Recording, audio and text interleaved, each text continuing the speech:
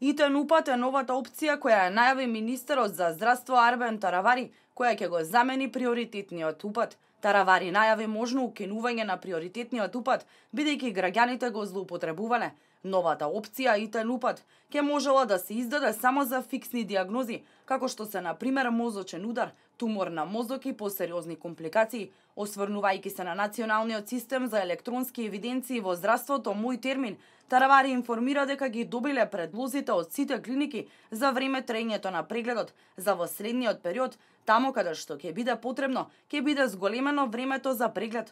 Министерот најави дека ја разгледува можноста да се ангажираат надворешни фирми кои ќе одржуваат хигиената во скопските клиники.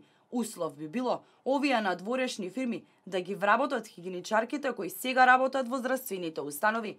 Дел од средствата ќе ги покрие Министерството за здравство, а дел самите клиники. Ако тоа е успешно во следните 3-4 месеци, тогаш ќе воведеме како критериум Фондот за здравство на осигурување на Македонија, буџетот што го дава на клиниките за хигиена да го пренасочи и хигиеничарките да се вработат во тие фирми, што е услов ако сакаат да склучат договор со Министерството.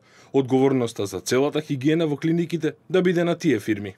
Имено кадровските смени во здравството не запираат. Денес излегоа имињата на новите 17 директори на 5 клиники. Катерина Ставрик е новата директорка на клиниката за детски болести. Таа доаѓа на место на досегашната директорка Спазија Стофјанова.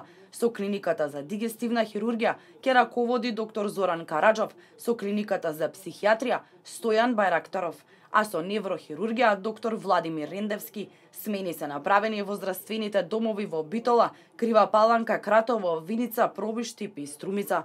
Реакција пристигне од ВМРО ДПМН. Тие обвинија дека Министерството за здравство спротивно на законот разрешила над 50 директори на здравствени установи, со што се загрозила професионалноста и функционирањето на целокупниот здравствен систем и заради тоа ќе има сериозни последици по пациентите.